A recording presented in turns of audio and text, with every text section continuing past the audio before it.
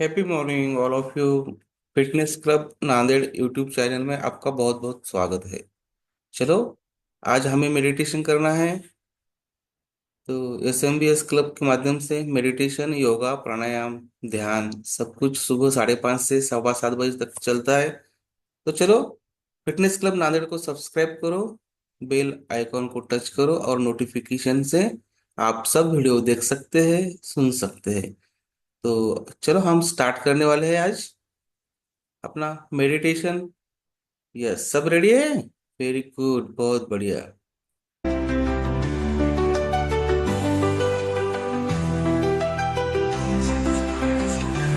मंजिल खुद बनानी है, खुद पर यकीन जगानी है। हर चुनौती को पार कर सपनों को साकार कर जानी है। हर सुबह एक नई उम्मीद लेकर आए, जो भी चाहोगे वो तुम्हें मिल जाएगा। राहें हो चाहे कितनी भी कठिन, हिम्मत से तुम हर डर को भुला दोगे। जो तुम ठाना है दिल से, उससे पीछे कभी न हटना। हर एक कोशिश में छिपी है तेरी मंजिल की हर गूंज सुना।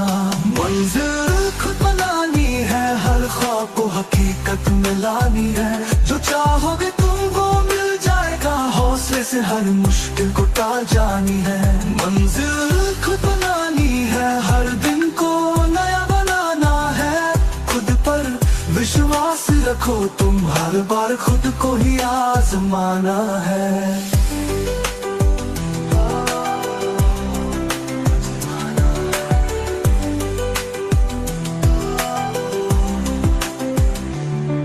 हर ठोकर से तुझे मिलेगी सीख, हर असफलता से तू नहीं होगा जर्जर।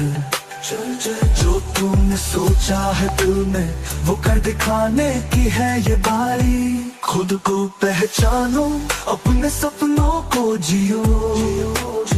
हर मोड़ पर नया सबक मिलेगा।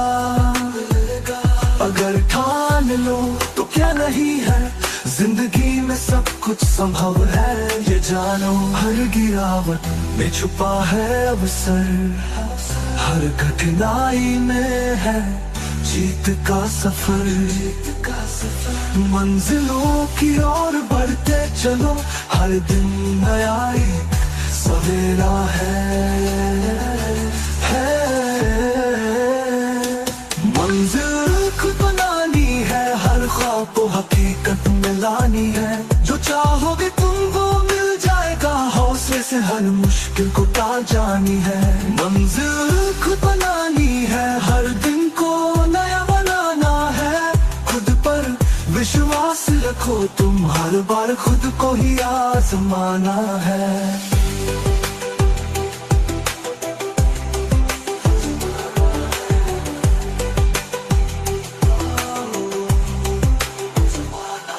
सपनों का जहां इंतजार कर रहा, तेरी मेहनत की चमक से वो सजेगा। हर मुश्किल का सामना कर तू अपनी कहानी खुद बनाएगा। मंजिल खुद बनानी है, हर ख्वाब को हकीकत में लानी है। जो चाहोगे वो मिल जाएगा, हौसले से हर मुश्किल को टाल जानी है। मंजिल खुद बनानी है, हर दिन को नया बनाना है। खुद पर विश्वास रखो तुम, हर बार खुद को ही आजमाना है। आजमाना है, आजमाना है।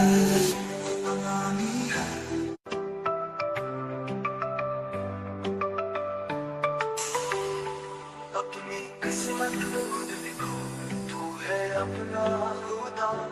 हर मुश्किल को मात दे अपने हौसलों से हवा। जितनी बार गिरा है तू, उतनी बार खड़ा हो फिर। हार को पहचान बना, जीत की राह खुद लिख फिर। हर कदम एक नई दिशा, हर मोड़ एक नया सफर। जो दिल में ठान लिया है उसे बदल दे अब मुकद्दर। अपनी किस्मत खुद लिखो, रास्ते बना तू नया। जो सपने तुझ में बसेते हैं उन्हें पूरा कर, यही दुआ। अपनी किस्मत खुद लिखो, हर दिन नई कहानी हो तेरी। नमस्कार दोस्तों, क्या आप जानते हैं कि आपके अवचेतन मन की शक्ति आपके चेतन मन से बहुत ज्यादा होती है? ये बात मैं कई बार बता चुका हूं, पर क्या आप जानते हो आपका सबकॉन्शियस माइंड किस समय सबसे ज्यादा प्रभावशाली होता है? इसकी ताकत सबसे ज्यादा कब रहती है? अगर आपको यह पता चल जाए तो आप इसकी मदद से दुनिया में जो चाहे वह पा सकते हो, और वह भी बहुत जल्दी, कम समय में। यह तब सबसे ज्यादा पावरफुल होता है जब आप सोने जा रहे होते हो। आपके नींद के आखिरी 5 मिनट, उस समय आपके दिमाग को जो आप सूचना भेजोगे, मतलब जो भी आप अपने माइंड में सोचेंगे आपकी जिंदगी में, वही होने लगेगा। यहाँ पर मैं आपको बताना चाहता हूँ कि इस समय कोई भी ऐसा विचार अपने माइंड में नहीं लाना है जिससे आपको या किसी और को नुकसान पहुंचे। उस समय आपके पास एक बहुत अनोखी शक्ति होती है। इसके बारे में आज तक आपको किसी ने नहीं बताया होगा। आपका अवचेतन मन तो 24 घंटे सक्रिय रहता है, पर यह रात में सबसे ज्यादा पावरफुल होता है। मैंने आपको कई वीडियो में बताया है कि पूरे दिन आपकी सिचुएशन कैसी भी हो, आपको सकारात्मक सोचना चाहिए। पर इस वीडियो का मेरा मेन मकसद आपको यह बताना है कि जितना आप दिन भर में पॉजिटिव सोचते हैं, उससे कहीं ज्यादा इफेक्टिव रात के सोने के पहले के 5 मिनट होते हैं। अगर आप पूरे दिन सकारात्मक सोचोगे और रात में ऑटोमेटिक नकारात्मक ख्याल आएंगे, तो फिर पूरे दिन की सकारात्मक सोच का कोई फायदा नहीं होता। और इसके उल्टा, अगर आपका पूरा दिन बेकार भी गया और आपने उन 5 मिनटों में जो मैं बताने जा रहा हूं उसे आपने कर लिया, तो वह ज्यादा असरदार साबित होगा। उन 5 मिनटों में आप एक काम करके दुनिया में जो चाहे वह पा सकते हो, चाहे वह कोई चीज हो या कोई इंसान। हर दिन सोने के पहले के जो 5 मिनट होते हैं, उस समय की सोच सबसे ज्यादा इफेक्टिव यानी असरदार होती है। वह आपकी जिंदगी को बहुत गजब तरीके से इफेक्ट करता है। हम लोग में से ज्यादातर लोग जब रात को सोने जाते हैं, तो जो सोने के पहले के 5 मिनट होते हैं, उसमें उन सब चीजों के बारे में सोचते हैं जो नेगेटिव होती हैं। आज के दिन क्या खराब हुआ था, आज ये काम नहीं बना, उसने मुझे चोट पहुंचाया, और कई नेगेटिव चीजें। उन 5 मिनट में हम जितने भी चिंता वाली चीजें हैं उसे सोचते हैं। और सच बताऊं तो इसमें आपकी भी कोई गलती नहीं है। ये तो आपके दिमाग की नेचर है। इस सोसाइटी ने हमारा ब्रेन ही वैसा बना दिया है। आप मुझसे कहोगे कि ठीक है, तो आखिर उन 5 मिनटों में करना क्या है? आपको सिर्फ उसे रिवर्स यानी उसे उल्टा कर देना है। आप वह सब सोचते हो जो नेगेटिव है, तो आपको उस समय उन सब चीजों को सोचना है जो पॉजिटिव है। मैं जानता हूं कि यह आपको एक छोटी सी चीज लग रही होगी, पर यह आपकी जिंदगी को पलट सकती है।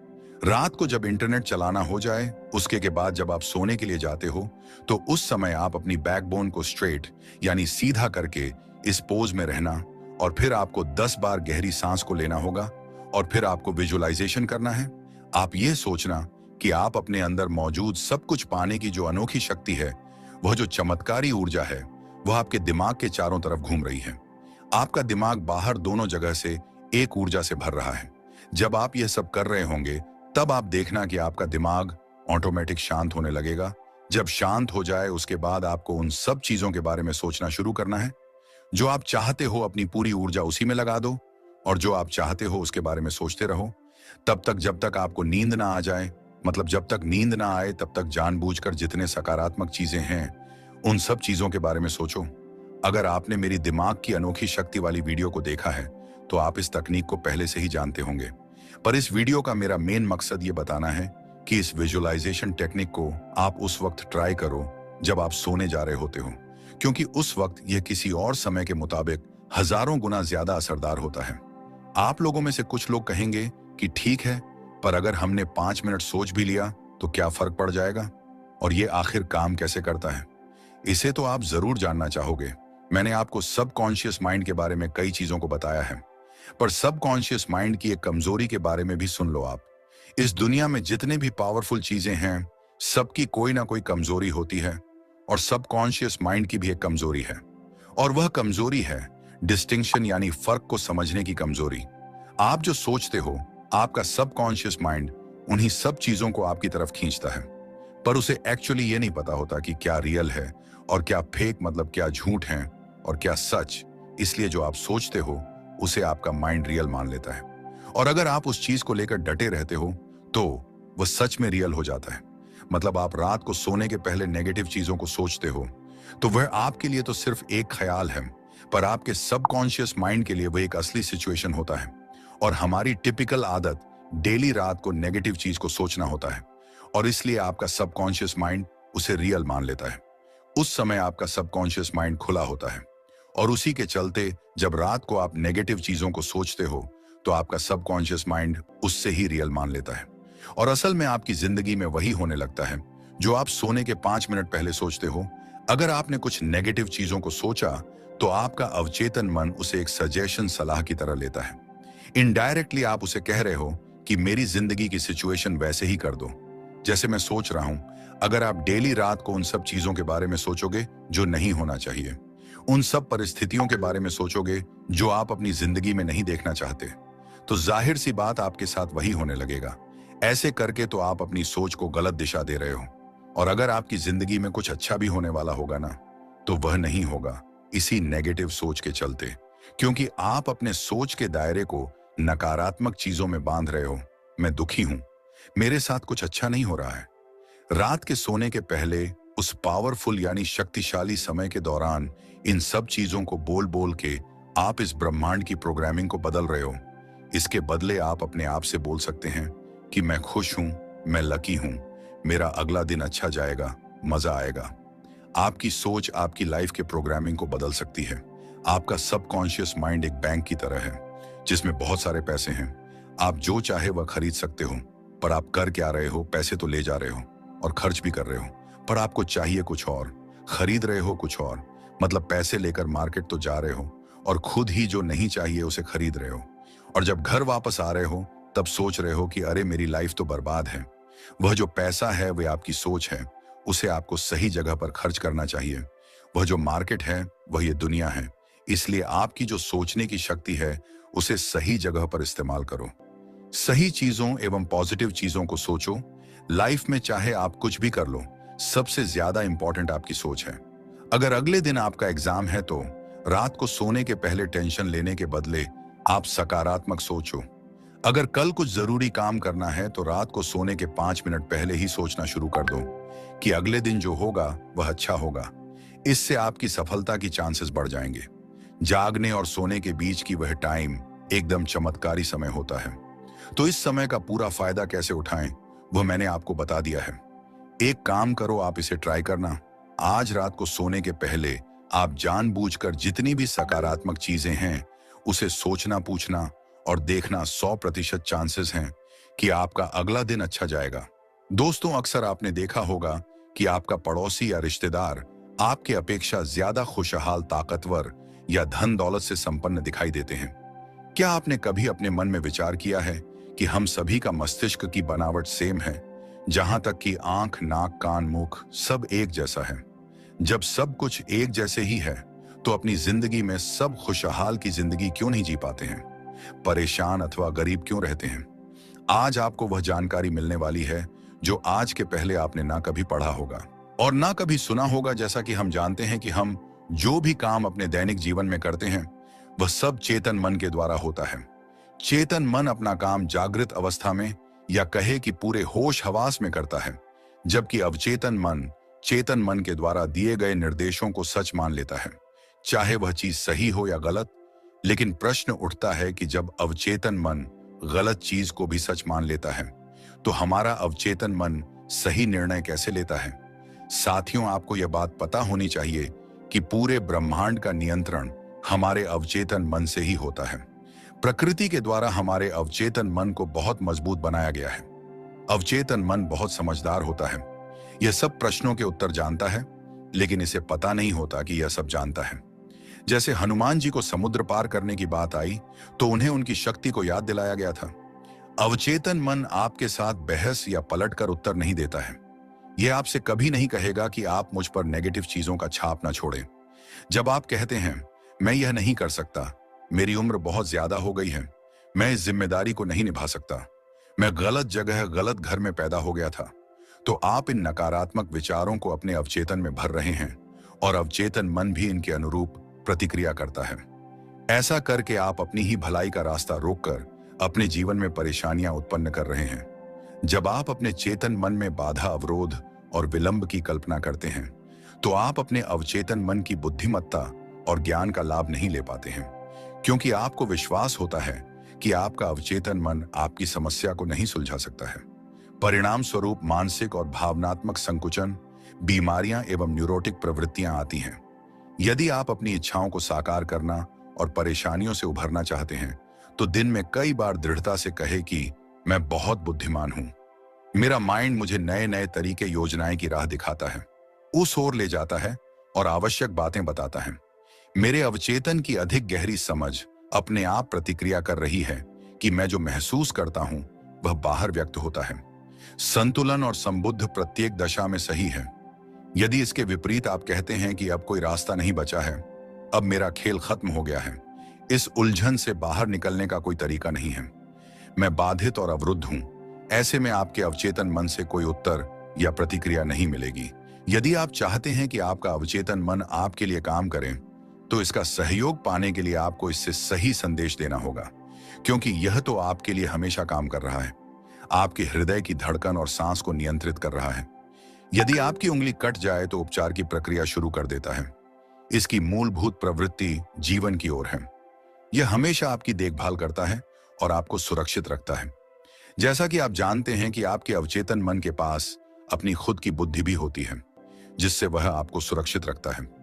जैसा कि आप जानते हैं, अवचेतन मन ने आपके विचारों और छवियों के पैटर्न को स्वीकार कर लिया है, तो समस्या का उत्तर तलाशते समय आपका चेतन मन प्रतिक्रिया करेगा।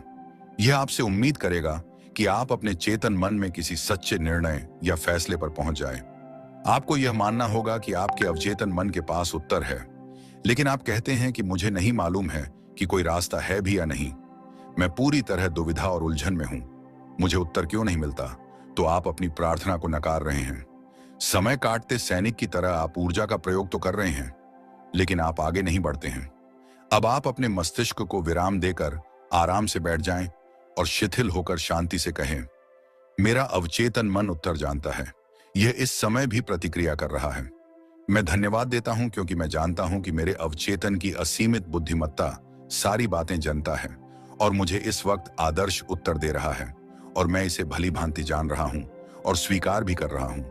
मेरा सच्चा विश्वास मेरे अवचेतन मन की बुद्धिमत्ता और ज्ञान को स्वतंत्र कर रहा है। मुझे खुशी है कि ऐसा हो रहा है। सोते समय आपको मार्गदर्शन दिया जाता है, जो कई बार सपने में मिलता है। उपचार प्रवाह भी स्वतंत्र होता है, जिससे आप सुबह स्फूर्ति तथा ताजगी महसूस करते हैं। प्रत्येक मनुष्य 24 घंटे में से 8 घंटे यानी अपनी 1/3 जिंदगी सोने में बिताता है। यह जीवन का अटूट नियम है। नींद एक दैवी नियम है और हमारी कई समस्याओं के उत्तर हमें गहरी नींद में मिलते हैं। बहुत लोगों का मानना है कि आप दिन भर काम करने पर थक जाते हैं, इसलिए आप शरीर को आराम देने के लिए सोते हैं, और सोते समय शरीर में मरम्मत की प्रक्रिया चलती है। यह सिर्फ गलतफहमी है। नींद में शरीर कभी आराम नहीं करता है। सोते समय भी आपका दिल, फेफड़े और सभी महत्वपूर्ण अंग काम करते रहते हैं। लेकिन आप सोने से पहले खाना खाते हैं तो खाना पच जाता है और पोषक पदार्थ सभी अंगों तक पहुंच जाते हैं। आपकी त्वचा पसीना उत्पन्न करती है, आपके नाखून और बाल बढ़ते रहते हैं। इस प्रकार आपका अवचेतन मन कभी भी आराम नहीं करता है। यह हमेशा सक्रिय और आपकी सभी महत्वपूर्ण शक्तियों को नियंत्रित करता है। नींद में उपचार प्रक्रिया ज्यादा तेजी से काम करती है, क्योंकि तब आपका चेतन मन कोई व्यवधान नहीं डालता है। आपके प्रश्नों के उल्लेखनीय उत्तर आपको नींद में ही मिलते हैं। आप जानते ही होंगे कि नींद के बारे में गंभीर शोध करने वाले शुरुआती वैज्ञानिक शोधकर्ताओं में डॉ जॉन बिजेल का नाम उल्लेखनीय है। उन्होंने दिखाया कि रात को सोते समय आंख, कान, नाक और त्वचा के नीचे की तंत्रिकाओं से आपको लगातार संवेग मिलते रहते हैं। मस्तिष्क का तंत्रिका संचार तंत्र भी काफी सक्रिय रहता है। आप देखते हैं कि दिन भर आपका चेतन मन चिंताओं, संघर्ष और विवादों में उलझा रहता है। इसे समय समय पर इंद्रियों के प्रमाण और यथार्थवादी जगत से दूर हटने, तथा अवचेतन मन की आंतरिक बुद्धिमत्ता से मौन संप्रेषण करने की जरूरत होती है। मार्गदर्शन शक्ति और अधिक ज्ञान का दावा करके आप जीवन के प्रत्येक क्षेत्र की प्रत्येक मुश्किल से उभरने में कामयाब होंगे और अपनी दैनिक समस्याओं को सुलझाने में भी। इंद्रिय प्रमाण और रोजमर्रा के शोर शराबे व दुविधा से निरंतर रूप से हटना नींद का एक प्रकार है। यानी आप विश्व के लिए सोए होते हैं और अपने अवचेतन मन की बुद्धिमत्ता तथा शक्ति के लिए जागृत होते हैं। क्या आपने कभी यह सोचा है कि नींद की मात्रा पर्याप्त नहीं होने पर क्या प्रभाव देखने को मिलते हैं? अक्सर आपने देखा होगा कि नींद की कमी किसी को भी गुस्सा मिजाज और निराशावादी बना देती है। इस तथ्य से भी इनकार नहीं किया जा सकता कि इंसानों को स्वस्थ रहने के लिए कम से कम 6 घंटे नींद की जरूरत होती है। अधिकांश मनुष्यों को इससे ज्यादा की जरूरत होती है। जो मनुष्य सोचते हैं कि वे इससे कम में काम चला सकते हैं, वे स्वयं को मूर्ख बना रहे हैं। शोधकर्ताओं ने नींद की प्रक्रियाओं और नींद की कमी में बहुत शोध किया है। निष्कर्ष निकलता है कि कुछ मामलों में नर्वस ब्रेकडाउन से पहले गंभीर अनिद्रा रोग प्रकट होता है। यदि नींद के दौरान आप आध्यात्मिक रूप से तरोताजा होना चाहते हैं, तो जीवन में खुशी और स्फूर्ति लाने के लिए पर्याप्त नींद अनिवार्य है। हमारा अवचेतन मन चाहे दिन हो या फिर रात 24 घंटे एक्टिव रहता है। अवचेतन मन भयंकर तबाही एवं संकटों से भी आपको बचाता है। यदि आप सोते समय सही कर्म के लिए प्रार्थना करते हैं, तो अवचेतन मन की बुद्धिमत्ता आपको निर्देश देती और आपकी रक्षा करती है। बहुत साल पहले मुझे पूर्व में आर्थिक रूप से काफी आकर्षक प्रस्ताव मिला, लेकिन सबसे पहले मैंने मार्गदर्शन और सही निर्णय के लिए प्रार्थना की। मेरे अंदर की असीमित बुद्धिमत्ता सब कुछ जानती है। जब उत्तर मिलेगा तो मैं उसे पहचान लूंगा। मैंने सोने जाने से पहले इस प्रार्थना को बार बार लोरी की तरह दोहराया। उस रात मैंने एक सपना देखा जिसमें एक पुराना दोस्त मेरे पास आया। उसके हाथ में एक अखबार था और वह बोला कि हेडलाइंस को मत पढ़ो, जाओ। अखबार की हेडलाइंस हिंसा, उपद्रव और युद्ध की खबरों से भरी थी, जो कुछ समय बाद उसी इलाके में हुए जहां मुझे जाना था। आप जानते हैं कि आपका अवचेतन मन सब कुछ समझता और सारी बातें जानता है। आपका चेतन मन तत्काल उन बातों को मान लेगा।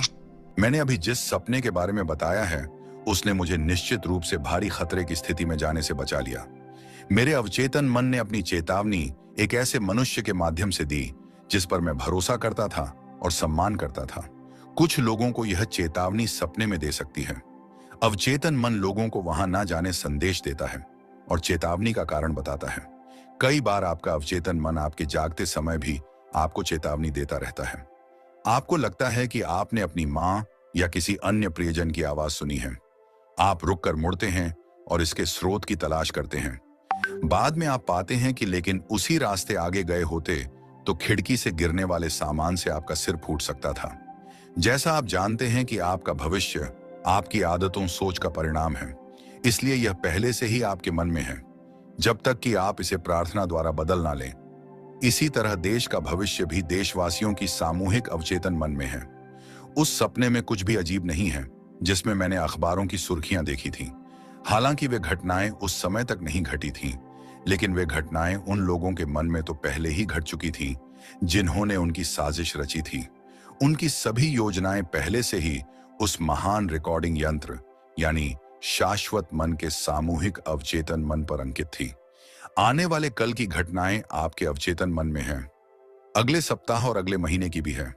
उन्हें बहुत अतीन्द्रिय या पराभौतिक मन मनुष्य द्वारा ग्रहण किया जा सकता है। यदि आप प्रार्थना करने का फैसला करें तो आपके साथ कोई तबाही या नुकसान नहीं हो सकता। कोई भी चीज पहले से तय नहीं है। आपका मानसिक नजरिया जिस तरह से आप सोचते, महसूस करते और विश्वास करते हैं कि आपका भाग्य निर्धारित करता है। वैज्ञानिक प्रार्थना द्वारा आप अपने भविष्य को ढाल सकते हैं, आकार दे सकते हैं और बना सकते हैं। मनुष्य जैसा बीज बोएगा है वैसा ही उसे काटना पड़ेगा। यदि आप अनिद्रा से पीड़ित हैं, जो बात अब मैं आपको बताने जा रहा हूं, इसे ध्यान से सुने। इसे सोने से पहले धीरे धीरे शांति और प्यार से दोहराए। मेरे पैरों के अंगूठे शिथिल हैं, मेरे पेट की मांसपेशियां शिथिल हैं, मेरा हृदय और फेफड़े शिथिल हैं, मेरे हाथ शिथिल हैं, मेरी गर्दन शिथिल है, मेरा मस्तिष्क शिथिल है, मेरा चेहरा शिथिल है, मेरी आंखें शिथिल हैं, मेरा पूरा मन और शरीर शिथिल है। मैं पूरी तरह से प्रत्येक को क्षमा करता हूं और मैं सबके लिए सद्भाव, सेहत, शांति और जीवन की सभी नियामत की सच्ची इच्छा करता हूं। मैं शांति से हूं, मैं संतुलित और शांत हूं, मैं सुरक्षा और शांति में विश्राम करता हूं। एक गहरी शांति मेरे पूरे अस्तित्व को शांत करती है। जब मैं अपने अंदर दैवी उपस्थिति को महसूस करता हूं, मैं जानता हूं कि जीवन और प्रेम का एहसास मेरा उपचार करता है। मैं खुद को प्रेम की चादर में लपेटता हूं और सबके प्रति सद्भावना से भरा होता हूं। रात भर शांति मेरे साथ रहती है और सुबह मैं जीवन तथा प्रेम से भरा रहूंगा। मेरे चारों तरफ प्रेम का दायरा है। मुझे किसी बुराई का भय नहीं होगा, क्योंकि आप मेरे साथ हैं। मैं शांति से सोऊंगा, खुशी से नाचूंगा और उनमें मैं और मेरा अस्तित्व होगा। बस यही बातें आपको सोने से पहले दोहरानी है, तो आप देखेंगे कुछ ही दिनों में आपके सबकॉन्शियस माइंड में बदलाव देखने को मिलेगा। आप शांति से सोएंगे और खुशी से जागेंगे। दोस्तों, अब हम जानेंगे सांस यानी आपके अंदर बाहर आती जाती यह हवा। जब तक यह अंदर बाहर हो रही है तभी तक हम जीवित हैं, लेकिन इस हवा के रुकते ही आपके आसपास मौजूद आपके अपने भी आपको मिट्टी कहते हैं, और थोड़े पढ़े लिखे लोग बॉडी कहते हैं, यानी आपका अस्तित्व, आपका नाम। यह जब तक है तब तक यह सांस चल रही है। तो ज्यादातर ध्यान विधियों में सांसों पर ध्यान रखने को क्यों कहा जाता है, जिसमें विपस्सीना मेडिटेशन मुख्य है। देखिए, आपकी यह सांसें आपके इस भौतिक शरीर को ही नहीं चलाती, बल्कि इसका कार्य इससे बहुत ऊपर है। आपकी सांसों का कनेक्शन आपके शरीर के साथ साथ आपके भीतर चल रहे वह विचार, वह इमोशंस, उन सब से सीधा संबंध होता है। इसीलिए भगवान बुद्ध की विपश्यना मेडिटेशन में सांसों पर विशेष ध्यान दिया गया है। और क्या आपको पता है कि आप अपने सांसों के प्रयोग से ही परम ज्ञान को उपलब्ध हो सकते हैं। आपके इमोशंस, आपके विचार या आपके भीतर तल पर घट रही कोई भी घटना जो सूक्ष्म तल पर है, उन सभी घटनाओं की जिम्मेदार आपकी सांस है। शायद आप नहीं जानते होंगे, अगर आप अपनी सांसों पर एक छोटा सा प्रयोग करते रहे, तब आप इस भौतिक जगत में चल रही घटनाओं के बारे में, पेड़ पौधे, पशु पक्षी, इस प्रकृति के बारे में इतना ही नहीं, इस माइंड के बहुत से रहस्य जानने लगते हैं। हाँ, केवल इन सांसों के प्रयोग से आप अपने आप को पूरा का पूरा बदल सकते हैं, एक नया इंसान बना सकते हैं। मतलब आपका होना जो भी है वह वैसा नहीं होगा, वह होगा जो असल में आपको होना चाहिए। देखिए, आप इसे ऐसे समझ सकते हैं, और आपके भौतिक शरीर के बाहरी और भीतरी बदलाव जो भी कुछ होते हैं, वह आपकी सांसों की लयबद्ध की वजह जैसे होते हैं। जब आपको बहुत ज्यादा गुस्सा आता है, तब आप देखेंगे कि आपकी सांसें बहुत ज्यादा तेज हो जाती हैं। अगर ठीक उसी समय आप केवल अपनी सांसों को कंट्रोल कर पाए, उसे थोड़ा धीमा कर सके, तो आप देखेंगे आपका गुस्सा एकदम से खत्म हो जाएगा। साधारण एक मनुष्य 1 मिनट में 15 से 16 बार सांस लेता है और उतनी ही बार छोड़ता है। तो वह इस कैलकुलेशन से बिल्कुल एक काम आसान है, हमारी तुम्हारी तरह। और सद्गुरु कहते हैं कि अगर आपके शरीर से एक प्रयोग करके बिल्कुल सही ढंग से आपकी सांसों को 15 से 16 बार जो आप लेते हैं, 1 मिनट में अगर उसे 11 बार से नीचे लेकर आया जाए, तब आपके भौतिक तल पर एक समझ का दायरा बढ़ जाता है। मतलब आप इससे अपने आसपास के कई प्रकार के कंपन महसूस करना शुरू कर देते हैं। यानी शब्दों की ध्वनि से जो आप सुन पाते हैं, समझ पाते हैं, आप उससे भी बारीक चीजों को पकड़ने लगेंगे, उनसे हल्की ध्वनियां महसूस करने लगेंगे। जैसे जानवर जो ध्वनि निकालते हैं, आप उन्हें महसूस कर पाएंगे। उन ध्वनियों में मौजूद वह फीलिंग लेस पेड़ पौधों के इस प्रकृति के मैकेनिज्म को समझने लगते हैं, क्योंकि जीवन तो पेड़ पौधों में भी है, और कहते हैं कि पेड़ पौधे भी बात करते हैं। ये हमारी फीलिंग लेस में वह बेजान चीजें आपको बेजान नजर आती है, लेकिन ऊर्जा उसमें भी है और आप उस ऊर्जा को महसूस कर सकते हैं। और जब आप बेजान चीजों के कंपन को महसूस करने लगेंगे, उसे जानने लगेंगे, तब आपके लिए ब्रह्मांड के सभी रहस्य धीरे धीरे स्पष्ट होने लगेंगे। आप उनके बारे में भी जानने लगेंगे। और विपस्सना ध्यान विधि आपको इस ऊंचे स्तर पर ले जाने की एक विधि है। सांसों के इस प्रयोग को धीरे धीरे अगर आप करते रहेंगे तो एक दिन यह साथ जाएगा। लेकिन यह ऐसा नहीं है जैसे जानबूझकर आप अपनी सांसों की काउंटिंग कम कर दें। 1 मिनट में 5 बार 6 बार इसे करने लगे, यह तो फोर्सफुली होगा, इसे प्रकृति होना चाहिए। ऐसे तो बहुत से लोग हैं जो अपनी सांसों को 1 मिनट तक के लिए रोक सकते हैं, और कुछ इससे ज्यादा भी, लेकिन इससे आपका बोध नहीं बढ़ेगा। आपने देखा होगा, जब आप ध्यान करते हैं तब आपके सांसों की गति धीरे धीरे कम होने लगती है, क्योंकि अब आपके शरीर को इतनी ऊर्जा की जरूरत नहीं है, क्योंकि अब आपके शरीर को कुछ करना ही नहीं पड़ रहा है, वह तो शांत बैठा हुआ है। कोई एक्टिविटी नहीं, बिल्कुल शांत। और जब वह शांत बैठा है तो उसे ऊर्जा की आवश्यकता नहीं है। और इस शरीर को जितनी ऊर्जा चाहिए वह ऊर्जा आपकी सांसों के ईंधन से बनती है। लेकिन ध्यान की अवस्था में आपका शरीर बिल्कुल शांत है। तब धीरे धीरे आपकी सांसें कम होने लगती हैं, शांत होने लगती है। तो पहला कॉम्बिनेशन यहां बन जाता है। आपका शरीर शांत तो आपकी सांसें भी शांत हो जाएंगी। और जब आपकी सांसों की लयबद्ध कम होने लगती है तो आपके विचारों का कनेक्शन भी आपकी सांसों से है, वह भी कम होने लगते हैं। और जब आपके विचार शरीर सब शांत हो जाता है, ठहर जाता है, तब उस समय आपके आसपास जो बह रहा है वह सब आपके भीतर प्रवेश पाने लगता है। या यूं कहे आपको उसका का बोध होने लगता है। क्योंकि ज्ञान कोई पाने जैसी चीज नहीं है, कोई बाहरी चीज नहीं है। यह आपके भीतर सो रहा है, बस आपको जागने की जरूरत है। जब आपका आपके शरीर का और आपके मन का ऑब्जेक्ट होता है, तब इस प्रकृति के और इस ब्रह्मांड के सभी रहस्य स्वतः ही अपने आप ही आपके भीतर प्रवेश कर जाते हैं। अगर कोई व्यक्ति इस तरह का पूरा समर्पण कर सके और अपने मैं को, शरीर को, विचारों को पूरी तरह से शांत कर सके, तो यह प्रकृति आपके लिए गुरु का काम करती है। असल में पृथ्वी पर हुए सभी महान गुरु वह कहीं नहीं गए, वह कहीं नहीं मरे। कोई नहीं मरता, कोई कहीं नहीं जाता। इन सब के ऊर्जा एनर्जी यही मौजूद है। और यह सब आपकी सहायता करने के लिए हमेशा उतारू रहते हैं। यह आपसे बात करते हैं, बस आपको जरूरत है इसे भौतिक जगत की आवाजों को सुनना बंद करना, इनके दृश्य को देखना बंद करना। और जब यह सब एक दिन थम जाता है, तब आप उन सभी महान गुरुओं को अपने आप पास महसूस कर सकते हैं। वह आपको आपके सभी सवालों के जवाब आपको अपने भीतर से ही देते हैं। इसीलिए कुछ महान योगी हुए जिन्हें गुरु की आवश्यकता नहीं पड़ी। उन्होंने इस प्रकृति को, इस यूनिवर्स को, इस ईश्वर को ही अपना गुरु मान लिया और पूर्ण समर्पण किया। और मैं इसीलिए आप लोगों से कहता हूं कि विपश्यना विधि है, इसमें आपको कुछ नहीं करना, ना कोई मंत्र जाप, ना ही किसी की पूजा पाठ, केवल अपनी जीवन ऊर्जा पर ही ध्यान। और बस फिर देखना आपको कितने बदलाव महसूस होंगे। और इसके साथ आपको एक और चीज जोड़नी है, और वह मैं आपको अपनी अगली वीडियो में बताऊंगा। साथियों, अगर आप चैनल में पहली बार आए हैं,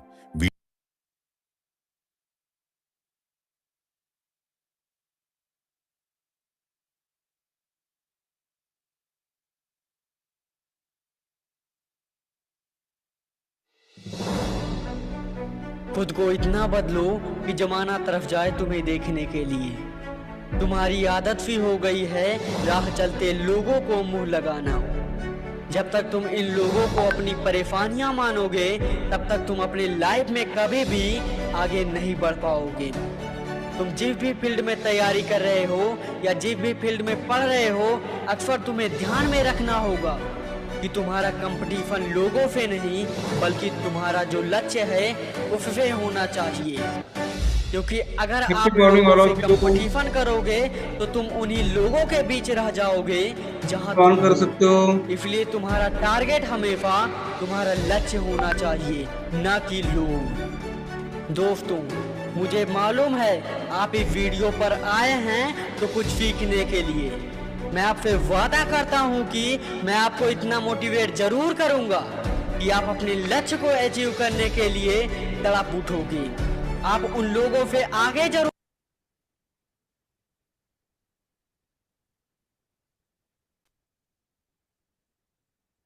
हैप्पी मॉर्निंग मैम। मैम बहुत शुरू हुआ है, तो आपको क्या लगा है आप बोल सकते हो। Happy morning sir, happy morning all of you. आज मेडिटेशन खूप छान होतं. तन मन व अवचेतन मन याबद्दल माहिती दिली. चेतन मन हे आपलं जागृत असते आणि अवचेतन मन हे थोडं अनकॉन्शियस असते.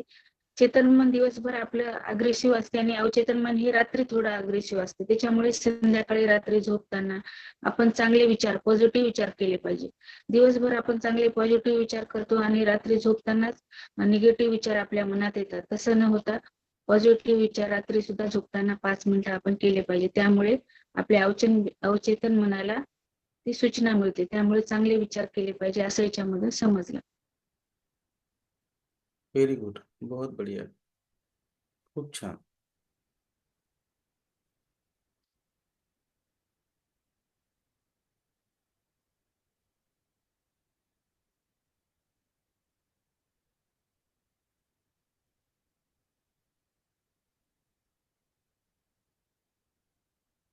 यस, बहुत बढ़िया मैम ने स्पष्टीकरण दिया है। चेतन मन और अवचेतन मन, यस, आपको तो समझा है। वेरी गुड, बहुत अच्छा लगा है आपको। Yes sir. चलो, अच्छा लगा तो हम हाथ बताएंगे, अच्छा लगा हमारा, yes. Very good, yes yes, चलो।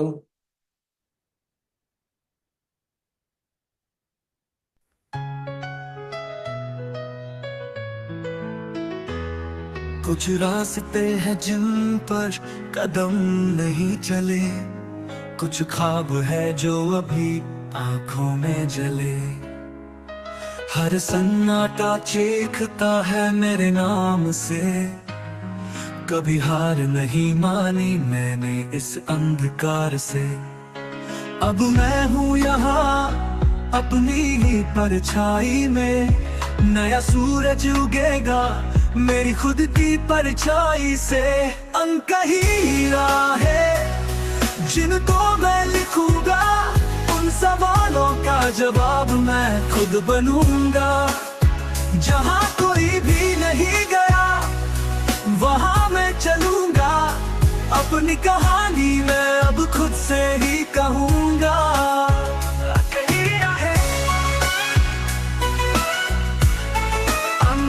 कहिया है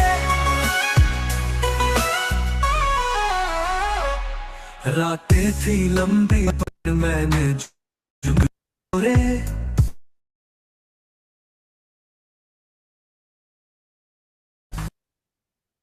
मुझसे ही अब रोशनी की तलाश है।